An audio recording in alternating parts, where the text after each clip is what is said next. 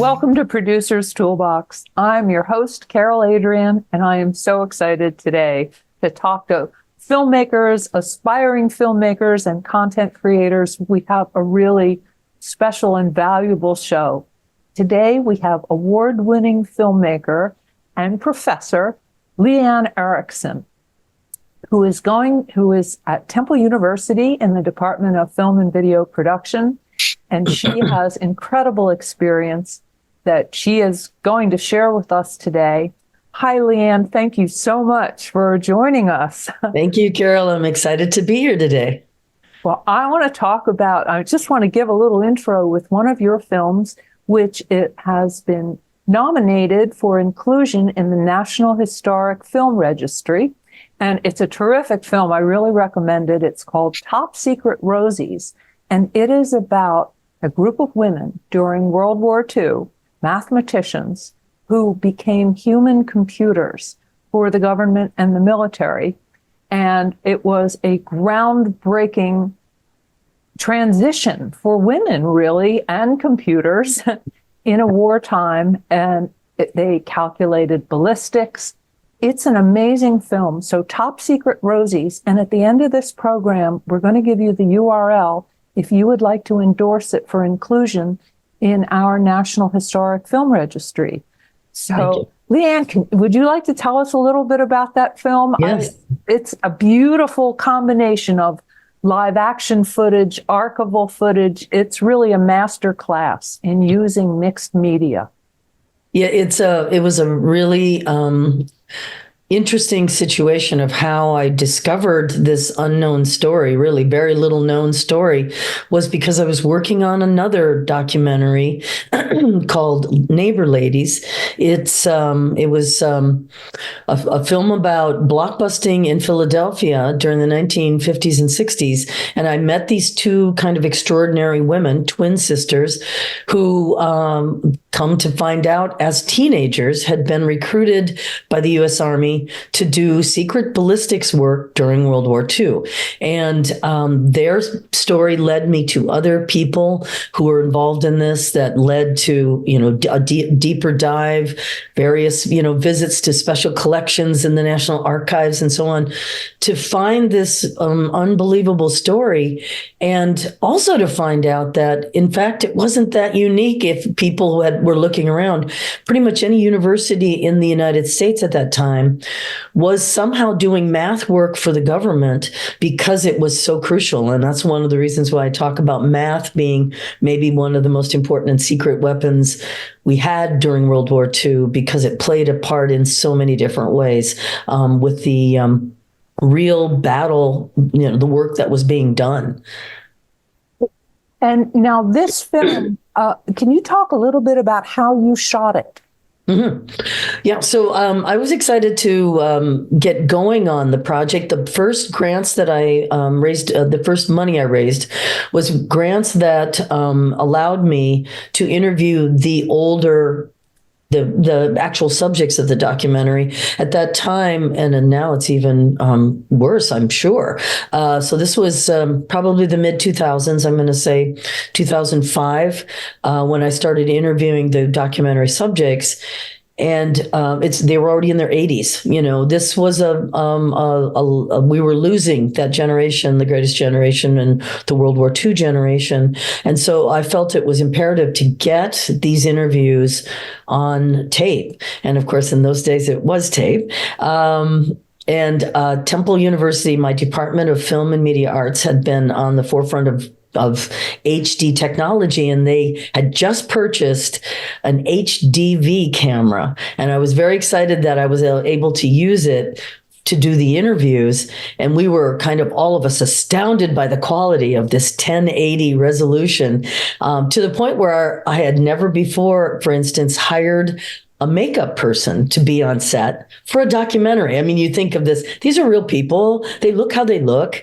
They'll do their own hair and they'll wear their best duds, and you'll light them, but that nobody had thought about makeup for these subjects. So we were so concerned about the HD quality that that was one of the interesting and most expensive crew people I had was the makeup artist.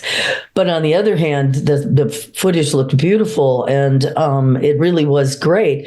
But it's ironic now, of course, that you have in your pocket, a camera that is now 4 times better than the one I used, back in 2005 to record these very important people, their stories for kind of posterity. Absolutely. And whether you're a fan of documentary in general or whether you have a specific interest in World War II, this is an astonishing film. So I do encourage everybody at the end of this to please vote for Top Secret Rosies with the National Historic Film Registry.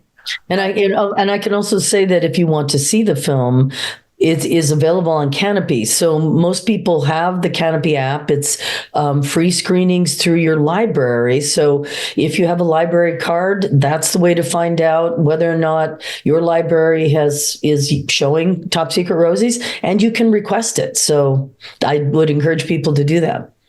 Absolutely. It is really gripping. And another thing that really knocked my socks off was when I saw, we hear a lot now about people shooting on their iPhones that, it's something that's not regarded as unusual anymore. However, when I saw your rig, this is no ordinary rig. Let's take a look at it. And will you please tell us about it, Leann? Yes. So, I have been for a long time kind of a one-person bandwagon of my filmmaking. I raise modest money to make films, so I'm shooting by myself for many years, for 30 years. I've been trying to figure out and create rigs that are small enough that I can handle and shoot with. And my son, who is a professional filmmaker in LA, he's 32, but he's been making films with me since he was 4 years old.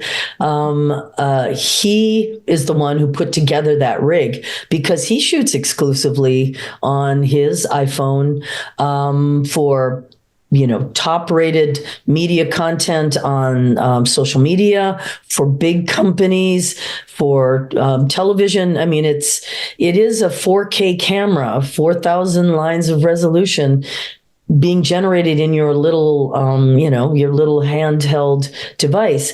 But, as you can see from the rig, you holding it and doing it by yourself is not enough. He has special lenses he can put on the front. He has an amazing mic with the Rode mics that are both lavalier mics as well as shotgun mics. He can shoot in a lot of different situations and shoot professionally for professional looking interviews as well as being like on sets, on scene, live action. And this makes it so easy to be in spaces and shoot on the fly in a way that large cameras that require lots of lighting and boom microphones and so on. That really changes. Even in documentary, it changes how your audience, your subject reacts to you, to have all this rigmarole around you. And they completely forget about the camera and they look right in your eyes and talk to you. That's what you need when you really want to get compelling interviews for documentary. It is pretty daunting when you're surrounded by equipment over which you have no control. You're the subject, right? And you're not sure where to look. So yeah.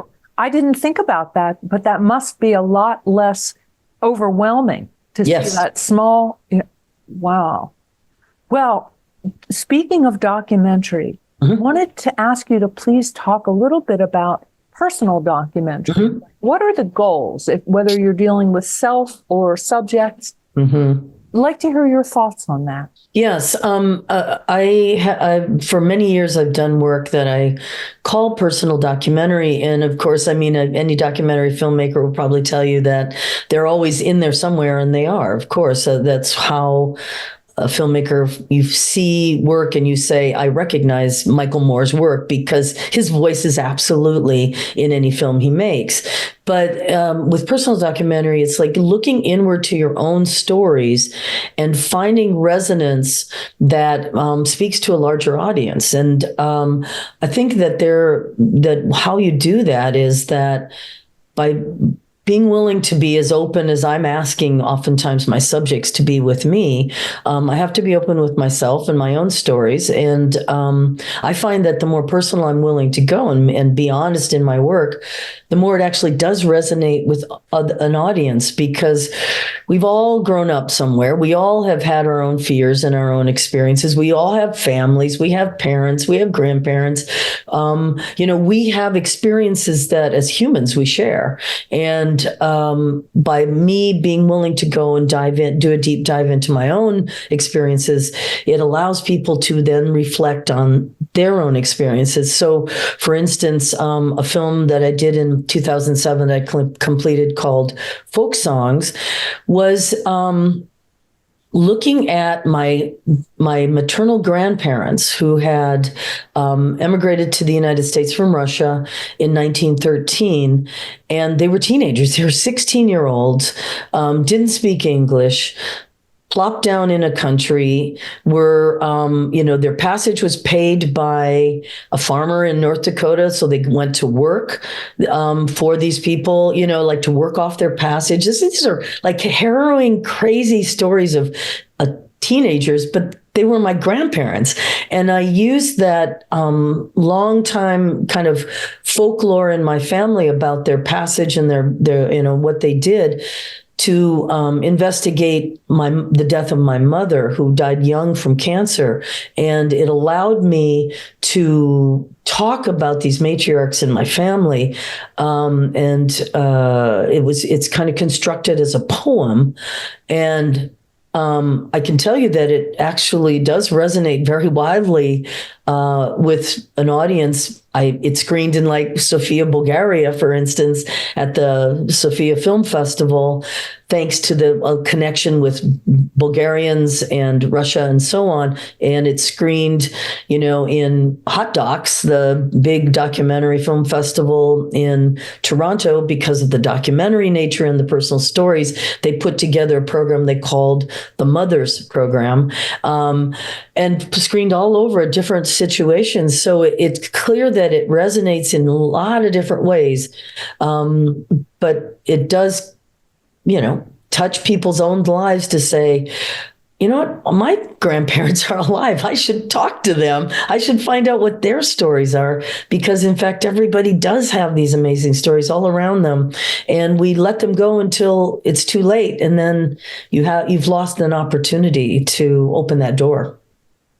And America, we really are a nation of immigrants. Mm. So virtually all of us have that go back in our present or our background. And it's every day. I mean, people arrive in this country not speaking the language, not having a job. I mean, really bereft of support or belongings, or it's a very common story in America, which all of us really have a part in, whether we've inherited it or gone through it ourselves. So I agree. I think getting oral histories from older relatives, even if but now, I mean, hold up your phone, get the whole thing. There's absolutely no reason not to do it. I really encourage people to think that way, because they do have this unique opportunity to archive something that will be lost if you don't take the time to and care about it enough to do it. The other film I was thinking about that kind of shows the range of work you can do in personal documentary is a film I finished in I think it was 2003, Fun Days with Jake, which I was talking about my son, who's this professional filmmaker, but we did start making films together, and they were animated shorts when he was a child. He would do these like all kids, do these charming drawings and have intricate stories around them that were about his life and his friends and his family and so on. And I just loved them so much that I started saying, we could do these little cartoons. Let's do some cartoons together. And so I was taking his drawings and scanning them into Photoshop and cutting them out and animating them in After Effects. And he would write these stories, and then we would make a script, and he'd get his friends to come in and record voiceovers. It was super fun. But they were very personal stories about our family, a family of two mothers and this boy. And so Fun Days with Jake not only resonated in children's film festivals, it played in a lot of children's film festivals, but also LGBTQ festivals because of the nature of the family and so on. So you never kind of know how your own personal story will open up a bigger world and a conversation, because of what you've been willing to share with somebody, with the world that way through film. It really opened my eyes. Now, I was familiar with two of your films, with Top Secret Rosies and Neighbor Ladies. Mm-hmm. I didn't know about your animated films until we spoke a couple weeks ago, and then I went and looked online, and I loved them, and they really inspired me because I'm working on something where I'm using a lot of archival materials and their stills. And I thought, oh, you can do that? You could do how? I thought, how am I going to make those pop? Mm-hmm. Just the animation. So that was what inspired you, that you were working with your child, but that's pretty. Yeah. So that's how I got involved. And I always loved animation, and most kids do, I was a huge Warner Brothers, fan. And the idea, and I really do make a distinction in my style of what I was doing between cartoons and animation. Animation seems like this kind of beautiful and very involved in Pixar and all that stuff to tell stories, but cartoons have a more playful kind of feel to them. So in this most recent film I did, which is called I Heart Jack LaLanne, a cartoon memoir. So it is a personal documentary again, about me growing up as a gay kid in 1960s Midwest, and how television role models play a big part in who you are and how you see yourself. And so I had a lot of fun taking archival materials like old family photographs and cutting them out and animating myself and my siblings and my parents, and putting them in every backgrounds I wanted to be in, and moving them around. And I got to be on TV and be the hero of my own story, that sort of thing. That animation allows a freedom in storytelling that live action, in my opinion, doesn't. And so I really felt like it was a very fun, thinking back on Fun Days with Jake and how it was really great to use animation. I decided that I really kicked it in gear during COVID, kind of all of us in lockdown. I worked by myself. I did all the graphics works and the cutting and the animation and the editing because I could, and then was able to raise a little money and get a really wonderful, big shout out to my friend and sound designer and composer, Patrick D. Comet, who did the sound on folk songs. He did the sound on Top Secret Rosies. He did the sound on I Heart Jack LaLanne. He is a local guy, but he is amazing. And with animation, sound is very, very important. And so he really made that stuff pop and come alive. I think, to me, sound is the thing that takes everything to the next level. Yeah. It's like another dimension that makes it or four-dimensional. Yeah. What you just said, though, about the drawings, and I thought, how many parents are out there with a refrigerator full of kid drawings? What a great thing to do with your kid, to animate them and make a story out of them. Mm-hmm. Wow. It becomes Jake's, with him digitizing all of the various films he did as a child, it becomes better than a photo album in some ways to capture who he was and what he was doing at 4, at 5, at 10, at 15. He was a different kid, and you can see it change, but he's also that same kind of mischievous, funny sense of humor and playfulness and sweetness about his work that I still see. He's doing very well on TikTok. He has a lot of followers. He has a very active YouTube channel, and other people respond to his sweet sense of humor and kind of the funny way he works and his nature, Where would we look for him on TikTok? So it's just Jake Raz, Jakeras, and he has Instagram and TikTok and YouTube, and so he knows that. It's funny.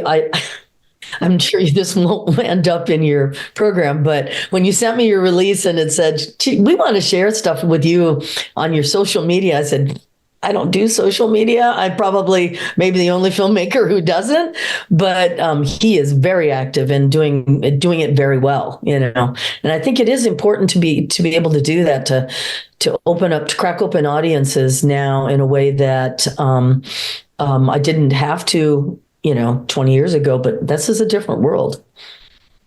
Well, you've taught so many students in the department. Over my many years, yes. Mm-hmm.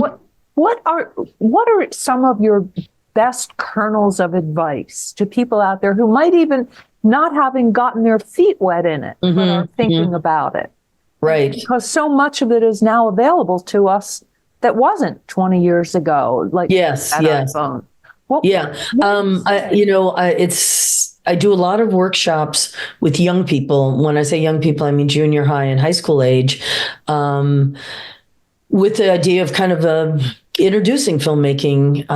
Because like I said, like we've been talking about, they all shoot stuff all the time and they post stuff all the time, but they're not really thinking about the art of filmmaking and how it can be used to help them talk about what they want to talk about in the world. That's very different than just selfies and little moments. And so two things I talked about to them is shorter is better. When you're just starting to learn how to make films, you'll go all over the place and think about I think 3 to 5 minutes is a great starting point because it makes you distill. The second thing being focus. Figure out what is the theme of your film. What do you really want to talk about? So everything else becomes extraneous until you start identifying that. And then it helps you take, let's say, an hour-long interview and distill it down to the moments that you absolutely need. I mean, if you look at Top Secret Rosies, which is a 56-minute film,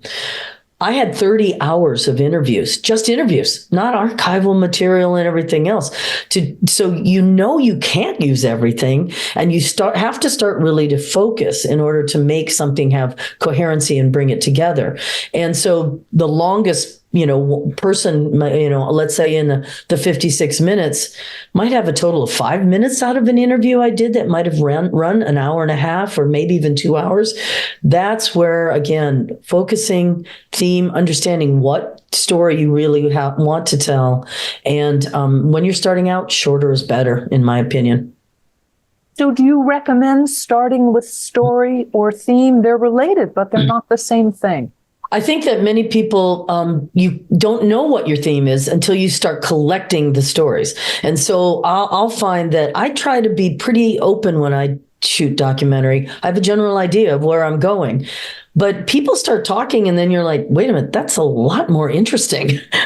That is something I want to run down that line a little bit. And I'm going to add that question to all the rest of the interviews I'm going to do to see if there is something here.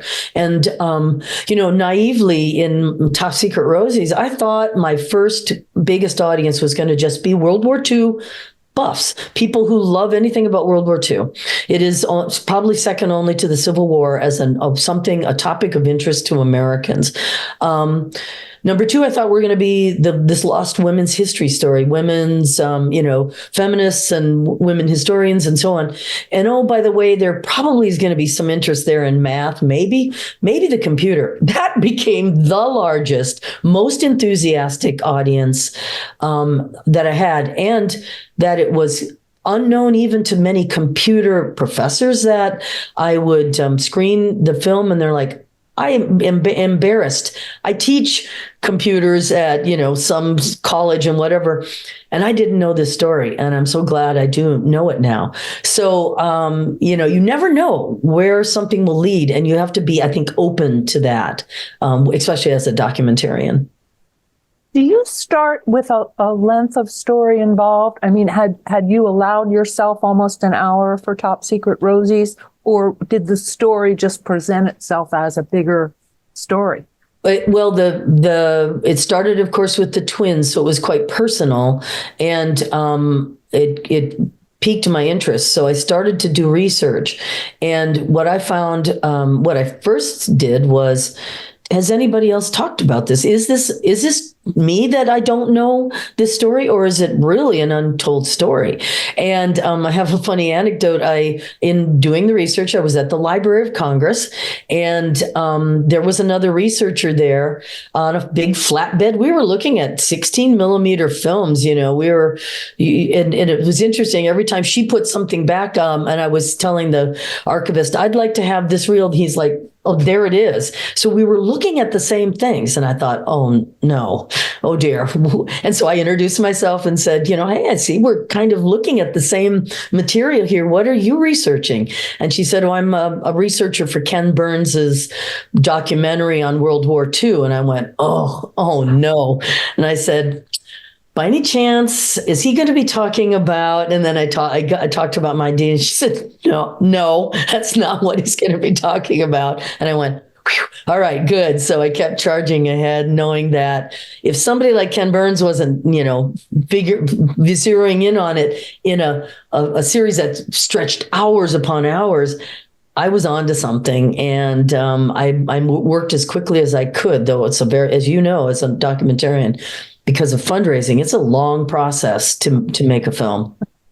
It is, and so much of it involves, especially when you are relying on grant funding. Yes. A great deal of it relies not upon your filmmaking skills, That's right. but upon your writing and organizing and assessing skills. Yeah. It's a different kind of a story. Wow. Yeah. Well, we're going to put up your website URL and stuff, and I really recommend everybody to take a look, especially at Top Secret Rosies, and I did love Neighbor Ladies as well. They make such strong statements about our country, really. I mean, not just about women or war, but about like what makes us unique and wonderful. And we want you to come back and talk some more, please. Also, we may do our first show with a mother-son filmmaking. I love duo. that. That would be fascinating, because one of the great things that surprised me, that I fell in love with about filmmaking, I didn't realize that it was you're a link in a chain. It's, you work with other people, and what you do makes it possible for them. It's just like it's not such a solitary activity. Well, and it isn't. And in general, and to me, it's so rewarding to be a teacher of filmmaking.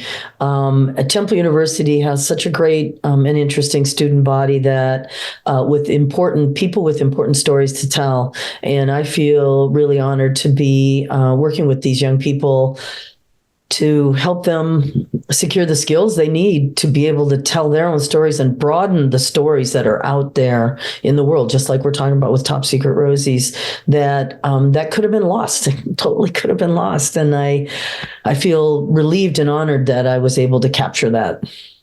Well, we're pretty honored that you are willing to take time and sit down and talk with us about it, because I think it's profound and important. Thank you. You're doing and the skills you're passing on. And I'm whipping out my calendar to see when we can have you back. And, wonderful. So I encourage everybody, check this out. And Temple's department is amazing. Take a look at Leann's films, and please feel encouraged, and join us next time on Producer's Toolbox. Thank you.